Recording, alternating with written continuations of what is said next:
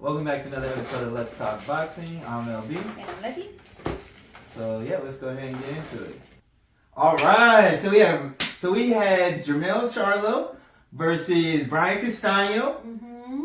What more could you ask for in an undisputed match? What a just amazing performance by both guys. What do you think about the fight? I mean, before we get that, I want to kind of go over the records because I think they deserve for the records to be told. We have Brian Castano out of Argentina. Hey. We have 17 fights, 2 draws, 1 loss, and then we have Jermell Charlo, now undisputed. Houston, Texas. Undisputed, 35 fights, 1 loss, 1 draw. Lions only.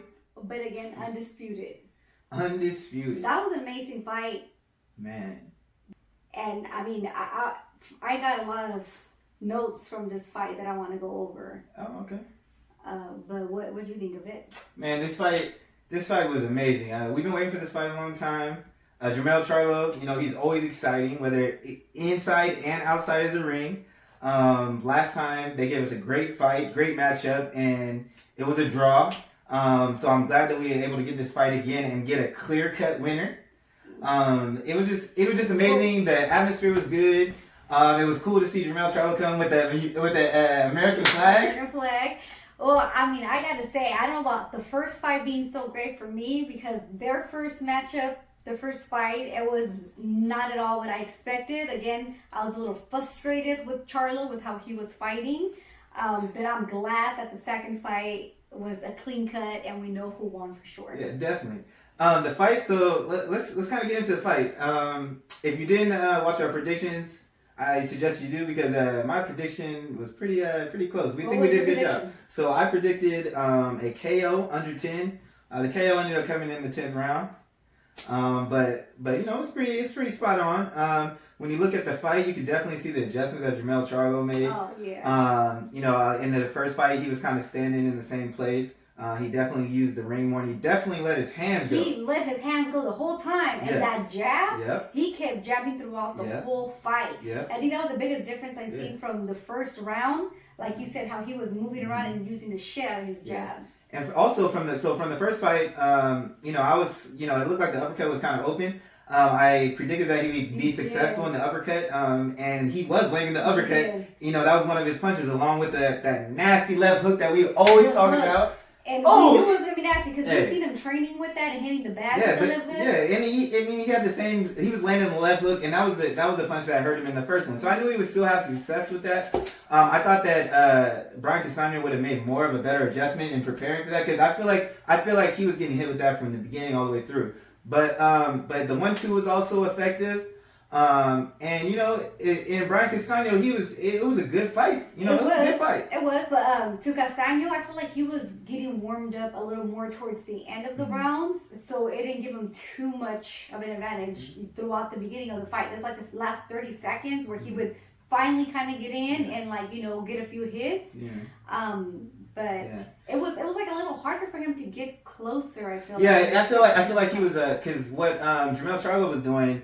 Because in the other one, he was kind of sitting there and he wasn't forcing Brian Castano to reset. But the fact that Jermell Charlo was using more of the ring, it was kind of throwing Castano off. And that's why he was able to, when he kept having to reset, that's when he kept getting caught with the jab. And, he was Jermell Charlo was just mixing up different looks. There was times where he did sit and trade, like that one round where he was throwing it, they just finish it, mano y mano. And I know you want to talk about that, I loved it. I think it was I don't know if it was the third round or so. Fourth round where towards the last 30 seconds where Castano was getting a little bit more warmed up and getting hits on Charlo. Charlo was like, okay, so they started boxing out and just, touching each other, boxing each other out. And, he went back, I think it was after the press conference, he was talking about, I wanted to stay in there and fight, but Derek was like, no, you gotta stand out and box, instead of just trading hits. And since you brought up Derek, hey, let's give a round of applause for Derek. Hey, we gotta give respect where respect is due. A lot of these other trainers are getting a lot of respect, but look what he's done with 2 different fighters. You know what I mean? If you look at Jermell Charlo before he got to him, and you look at where he is now, he was just known as a boxer, but you could see how Derek James has really changed his game, and he started knocking motherfuckers out. And see, I thought the only thing I was like, since he did that with Errol Spence, I had that feeling it was going to come with Charlo also. But and he prepares this fight as well, and Jermell Charlo says this, and everyone knows this. If you're a fan of Errol Spence, you know that as the rounds go on, Errol gets better. And, we got to start giving Derek James a lot more credit. I don't think he gives the respect that he deserves. Well, I think he's going to get it now. I think he's going to get it now. And the fact that he's close to maybe having another two undisputed champions, like, man, he's what he's done, I mean, even if you give him trainer of the year, that's not even enough for what he's been accomplishing. Yeah. Like, how many trainers have really accomplished that? I mean, it's really special. And tough, too. Yeah, so, shout out to Derek James. Amazing. And I love the way that Derek James works the mitts. He works the mitts, and it makes it look like, when he does the mitts, it makes it look like it's more of a fight. You know what I mean? It's more, it's not as, choreographed, and I like that. It simulates a fight. So I always like watching him work with the mitts with his fighters. And he's got another fighter coming up in Frank Martin, too. So yeah, I mean, and he's really calm and collective. Like, you can tell when he talks to them, he's very calm. He's not, like, overly, whatever, jittery. But, yeah, I feel like he gets his point across. I want to talk about Charlo too, though, in the ring. Like, he was using a lot of combinations, and his counters were nasty too. So I think, I don't know if Brian Castano did any adjustments from the first fight. I don't know if he thought Charlo was going to come out and do what he did, because he was definitely active, And I also want to give, because when you compare the two fights too, it looked like Brian Castano didn't have as much in the tank as he did in the first one to finish strong. And I want to give credit to the body punching of Charlo, because he didn't really throw that many body punches in the first round. In the first matchup, and you can definitely see him, landing the body punch, but he was hitting through the solar plex, throwing the jab straight to the stomach. And I think that kind of helped, in the later rounds for Charlo. So you could definitely see the adjustments that were made. And man, Charlo in rematches, he makes so many adjustments, and he gets the job done. He gets the knockouts. Man. He gets the knockouts. But, Brian Castano was also, a strong warrior. He stayed there. He was taking punches. Man, he had a chin on him. That exactly. We were like, man, he has a chin no matter how. And kept coming He was forward. hurt, and he was still coming forward. Coming forward still. Yeah. And then, you know what? And in that time, and, you could tell that there was respect there, that Charlo gave respect, because there was a lot of people when Charlo when he hurt Castano, and a lot of people were like, why didn't he jump on him? You could tell that the respect was there, and he was like, man, I know this dude recover, and he's still throwing some bombs. So, you can kind of see the respect that was there. So, I'm really interested to see Castano in other fights. Yeah, actually, that's a good point you brought up, because I think I want to know what happened there, though, because it was round 7, and he hurt Castano, and it was early on the round 2 where Charlo still had enough gas. Yeah, and normally he turns up right there. Yeah, but clearly wobbled him. Yeah. You could have just went up and got a few hits, and he didn't. He took the whole 7th round off, it seemed like, and I'm curious, did he just want to be right about his prediction, say it was going to be a knockout in round 10? Why? No. I think it was more. What kind of respect? But I think it was just more of the respect of Brian Castano, because the reason why I say it was more of respect because he's been in there, and Castano has hurt him before, and you know what? The scariest thing, I'm gonna tell you like this: the scariest thing when you're in there is and you hurt somebody. Imagine someone when they know they're hurt, they gonna swing for the fences. And he's got some power in there, so I think it was respect. I think it was respect. I don't know, but he didn't even try to move forward. He was just really standoffish. So I don't know. No, he definitely. I definitely think he should have turned up there. I'm not saying he shouldn't have turned up, but I think some of it was either it could have been the respect, or maybe he didn't have. Maybe he wanted to make sure that he was strong in the later rounds. But at the end of the day, he got the job. He got the job done in spectacular fashion. A lot of people were saying that it was gonna go the distance. I thought it was gonna go the distance. And Team Lions Only over here predicted the KO. You know what I mean? So he also, he did what a lot of people didn't think he could do. Because a lot of people didn't think, that it would. They thought it was gonna go the distance. So what he did was amazing. And it was historic. And you know, like we said, what more can you ask in an undisputed? He's very talented, and a very good boxer. What was your favorite part of the fight, though? What would you say your favorite part was? Ooh, my favorite part of the fight. Do you remember? What my favorite part was? Because I be going crazy. I know there were so many oohs on the fight that we were all watching. I think you know what it was. I think it was the ninth round. I started turning up because I thought he started off real strong. I thought it was coming. I thought the knockout was coming, but I think that was the round 2 that we were talking about. But man, I just loved the fight all the way through. I mean, it was action packed. It was action packed from the first round. You know, I enjoyed every round, and all the people that were watching with us was enjoying it. And they don't even watch boxing like that, and they loved the fight. So that just shows how special that fight was. Yes, I loved every second of it. Yeah. After every round, it was just like, oh, I love this. Like, I love matchups like this, Yeah. I think my favorite part was when they would just go head on and just boxing each other out, You just slug it. Towards like the end of the fights, I love. Oh, you like when they just be slugging it out. When they're in the trenches, just getting, hit, back and forth. I love that. That was my favorite part of it. Yeah, and I know the other part you like. I know you liked at the end. When they truced it up. Oh yeah, I always like that. I always like to see when they talk all this shit outside of the boxing, and at the end of the day, like you got mad respect for this person because you both know. Hell yeah. What you went through to get to that fight, and you're pretty much boxing for your life in that ring. So when they dab it up and they respect each other, I love to see that. Exactly. And again, like we're saying, respect to every boxer that gets in the ring. It's tough. Yeah, you definitely gotta respect. No matter if you ain't got skills or whatever the case is. Yeah. It takes a lot to get in the ring, so you gotta give respect to all boxers. All boxers. So. Regardless of what their status is. Definitely. So it was exciting to see him get that undisputed. Yeah, definitely. So with that being said, 2 stars were, both of their star statuses have grown. So let's kind of get into the, who we want to see the matchup next with. So let's kind of start with Brian Castano. Who you want to see? Give me something like a realistic, and then give me like a fantasy. Well, I don't think he's gonna be moving up. I think he might stay there, 154. And I don't know who I want to see Castano fight with. I can't think. Who would you want to see them fight? I got it. All right, so I got 2 fights for him.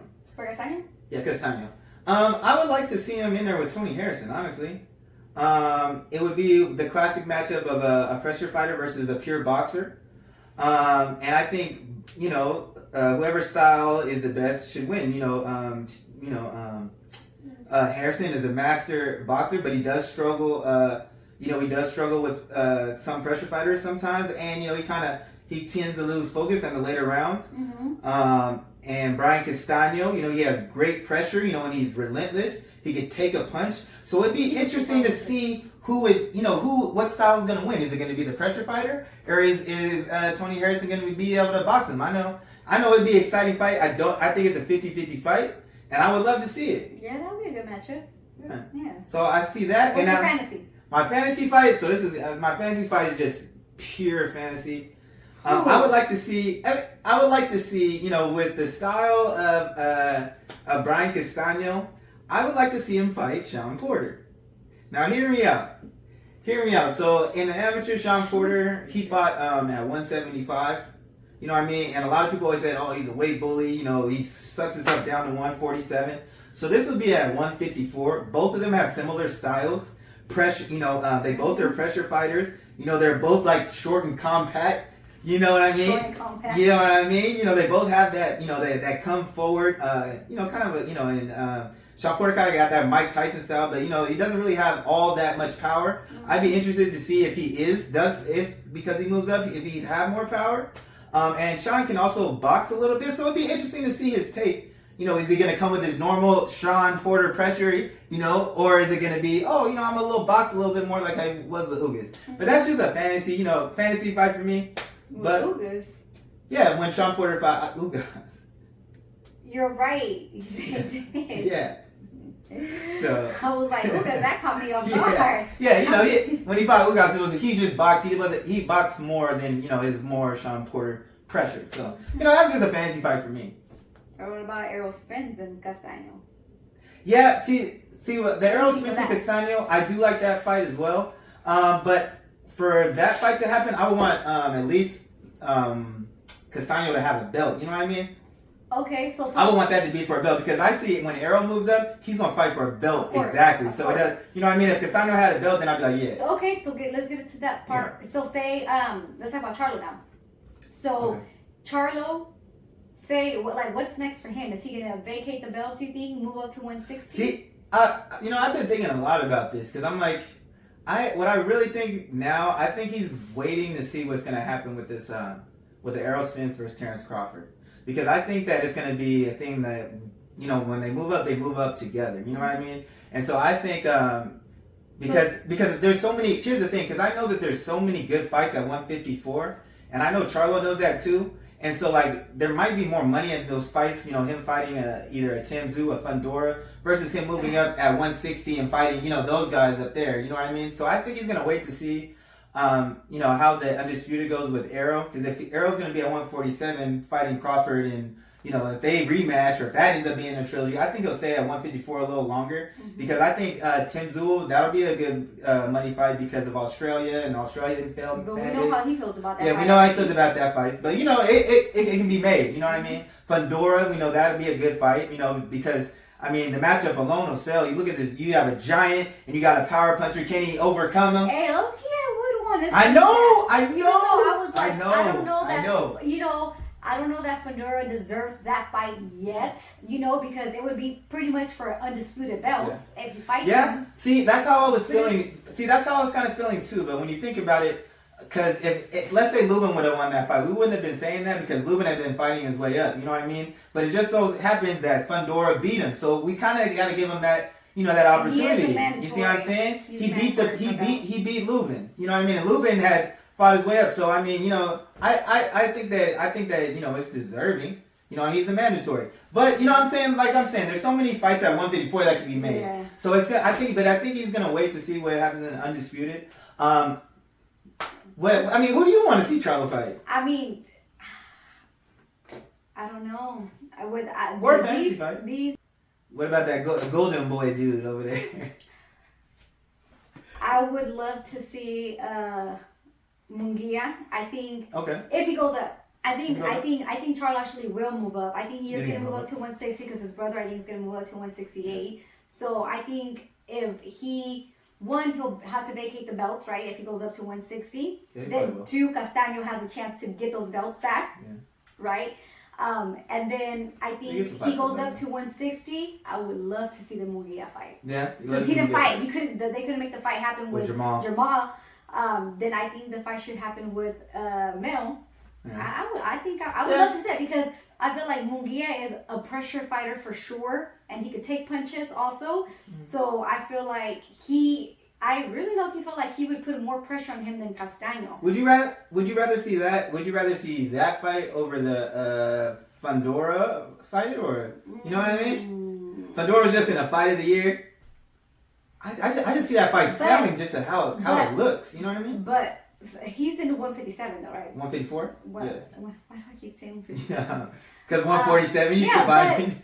But I don't know. It's like, do you give? I don't know. I'm still like, it would be a great fight because just to see him fucking boxing someone, it's just it's crazy. But ideal, I would want for him to move to that 160 and give us that fight with Maria. Yeah. Okay. So I kind of got a fantasy fight for if he were to move up. This is completely fantasy. I would love this as a boxing fan, but we know how politics are, and we know that shit just don't work like that. I would love, and we kind of talked about this, I would love for, a Canelo to be like, hey, you know what? Hey, Eddie, things are changed now, you know what I mean? After, I just talked that out, you know what? I can't do this Triple G fight. You know I didn't want to do this fight to begin with. Hey, this is strictly fantasy. You know what? Give me that Charlo fight. Give me, we hope. Give me that Jermell Charlo fight. I want all the smoke. Give me that Jermell Charlo fight. You know what, Triple G, you want payday? I'm sure Jermell Charlo over there.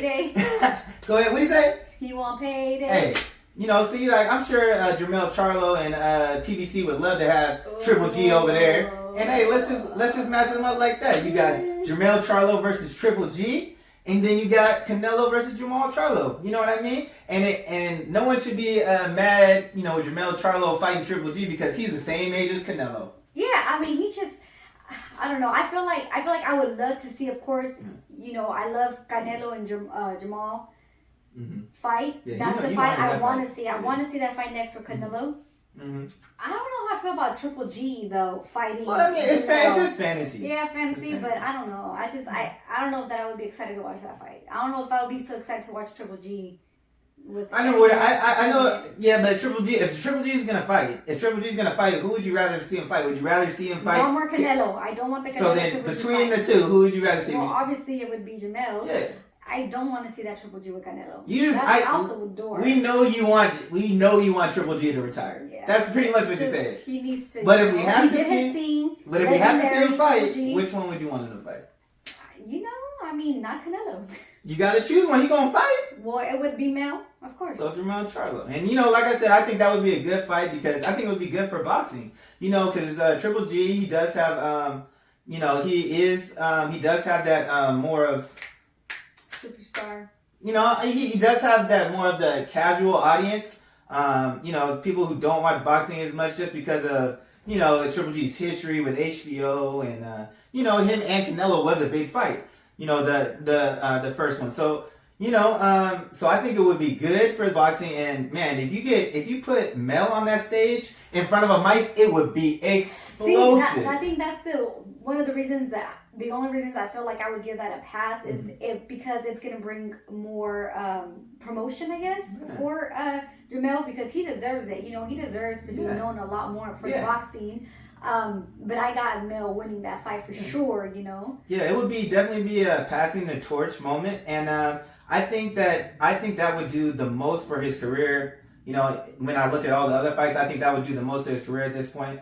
I think he deserves that type of payday. If you look at the guys he's fought, I mean, Jermell has given us probably the best fights out of everyone in probably everyone's pound for pound list. I mean, look at the guys that he's been fighting. He's been fighting dogs, champions. He's actually fighting champions. He's not fighting vacant titles. Right. But yeah, I mean, there's just so many matchups to be made for Jermell Charlo and Brian Castano. I can't wait to see him back in the ring next. Like I said, both of their star statuses have grown. So great job by both teams. Trainers, both promotional teams, PBC, Showtime. Definitely shout out to Showtime. Yeah. Showtime has been delivering action-packed fights. Shout out to Steven Espinoza. You can always tell when there's a real supporter and a real fan of boxing, making these bouts happen. So shout out to him. Yes. But that's all I got. So thanks for tuning in, y'all, and catch us on the next episode of Let's Talk Boxing. Don't forget to like, comment, and subscribe. And we out.